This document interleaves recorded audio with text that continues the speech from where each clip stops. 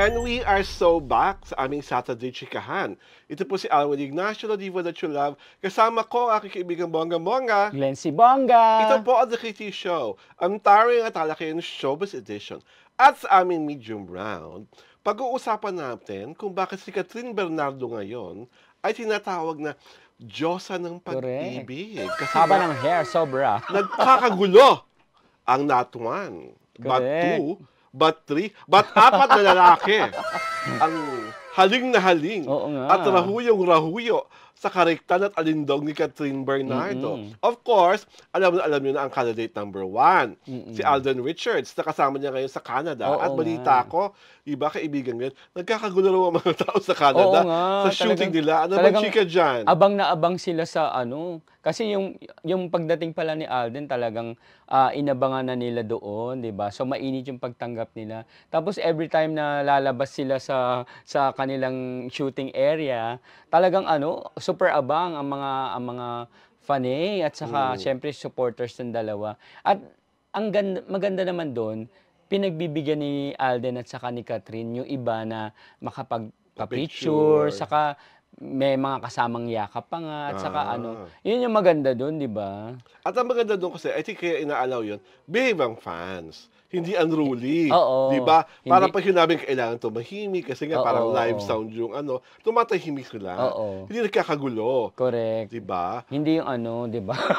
Alam mo na. At ang pangalawang lalaking haling na haling, di umano, kay Catherine Bernardo, ay syempre pa, ang isa sa mga naging tanyag ni Mr. Pogi, si Jericho Rosales. Of course, pinapatay na ang chikang ito tungkol kay Jericho kasi nga, merong ginagawang programa si Jericho Rosales na kasama ang ka-close dati ni Paolo Avellino, si Janine Gutierrez. So, X na ba talaga si Jericho Gonzalez sa equation? O nandyan lang siya sa paligid-ligid, humihintay lang ng tamang panahon? At ang pangatlo, si Dominic Roque na, ang sabi ng mga tao, magkuya lang raw at magkapatid ang turingan nila. Pwede na! Ayoko nang sabihin yung gusto ko sabihin. Hayaan mo na. Sinabi na ni Dominic na pati ni Catherine. Anong kuya-kuya, Char? Magkaibigan lang daw, ano ba? Hayaan mo na. Anong kuya-kuya? Wag na. Huwag nyo na ituloy. Alam nyo na, ibig sabihin, anong kuya-kuya, di ba? Kasi kapag tinuloy ko, alam nyo na, ayoko malagay kami sa alanganin. Magalit na naman sa'yo mga Catherine fans. Yes! Oo. Diba? Pero sabi, pinaglalaroan ko si Catherine. Hayaan mo na sila. At ang huling, at I'm sure kung huli na to ang pinakabagong lalaking di umano ay nanliligaw sa ating natatanging bituin na si Catherine Bernardo ay sino nga ito, kaibigan Glenn? Siya ay si Lucena City Mayor Mark Alcala. Na talaga naman pong pagka-guwapo. Ang gwapo. Parang tall, dark, and guwapo. Diba? Catherine, yan na lang. Huwag naman agad. Okay na hayaan mo siya mamili. Okay na kayo ni Alden magka-love team, pero yung sa totoong buhay, kayo ni Mayor Mark. Diba? Kasi si Mayor Mark, mayor. In the future, katakbo yung congressman, natakbong senador, tapos mali mo presidente. At nakatadhana ka pa na maging first lady of the land. Talaga. Clap, clap, clap, diba? But, hindi naman katakataka na maraming nagkakagusto kay Catherine. Kasi po siya ay mabait, mabuti, mabini. At higit sa lahat, talaga, wala na naman siyang kahit na kaninong karelasyon, di ba? Ang nakakaloka nga, may chika, pero si Daniel may karelasyon na. Oo nga, di ba sabi, meron diba? na daw.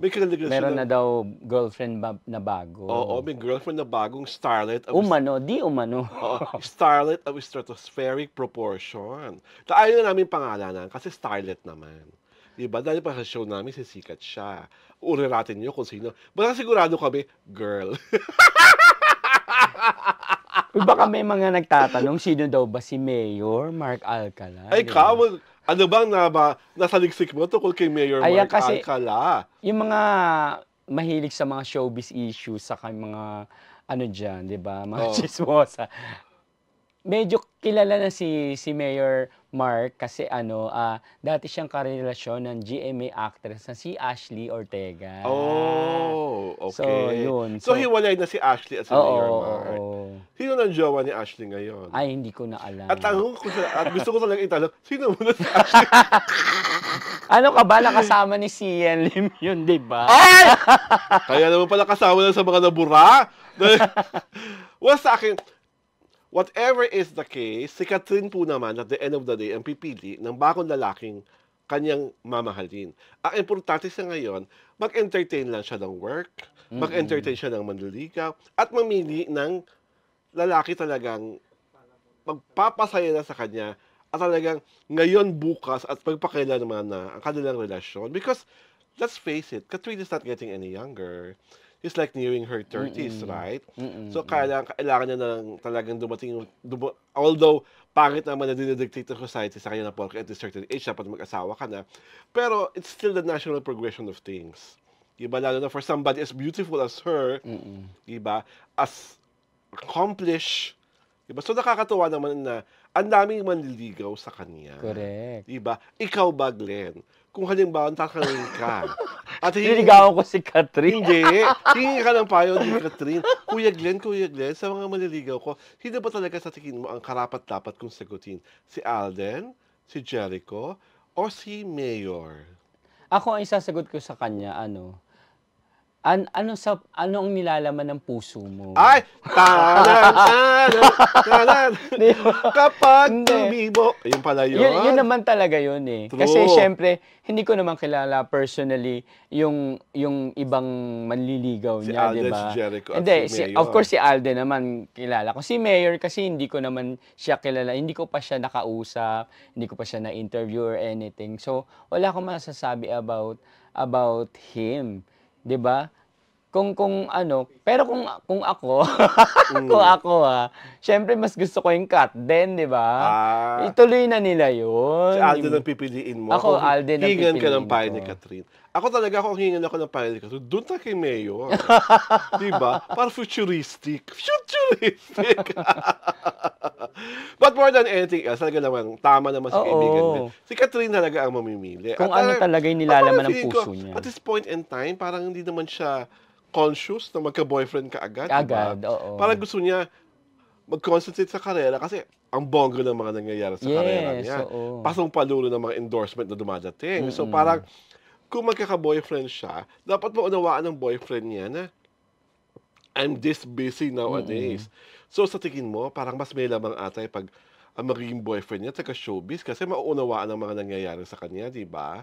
Oo, lalo na kung kasama niya lagi si Alden, di ba? Ay, Very much Alden ako, ha? Push ako, Push na Alden. push. Ang mga cut din dyan.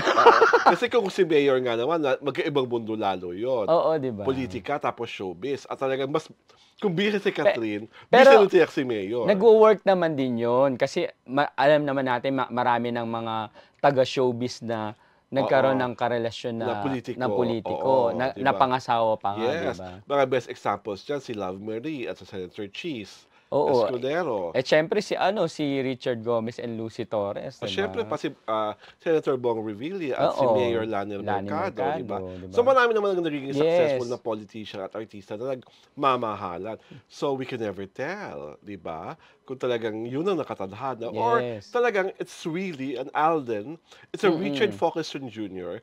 and Catherine Bernardo love story na talagang Alden. na mangyayari sa pinakamalapit ng panahon. At speaking of Alden, may nangiintriga kay Alden, ha? Na? Yun raw, pinagawaan niya ng parang bagong fast food chain niya. Oo. Lumang bahay na pinagiba. Ewan ko lang kung totoo. Kasi yun ang pinupukol ngayon kay Alden, na parang wala raw nakutuhan sa pagganap niya na sa pulang araw na puro mga lumang bahay ang nasa paligid. Tapos ito, para matayo ang kanyang second fast food joint, nagpagiba daw ng bahay. Pero kasi yung mga lumang bahay, kung wala naman kasi siyang historical value at hindi naman siya protected ng kumbaga ng batas natin, di ba? Pwede talagang gibain. Pwede naman siguro yun. Diba? Kasi syempre tinitignan din yung doon yung value ng bahay, kung ano bang meron doon. Diba? Saka intriga lang naman yun. Alam mo naman ang mga ibang netizen, makapag-imbento lang Oo nga. talaga. May masabi lang, para lang intrigahin si Alden, Oo lalo nga. na tagumpay na tagumpay yung show Komot niya. luma, part na ng history? Ano ba yan? Ay, nako. And on that note, ito po si Alwin Ignacio, Diva That You Love. Kasama ko ang aking kaibigang bonggang-bongga. Glenn Sibonga! Ito po ang The TT Show, ang taray na talakayan showbiz edition.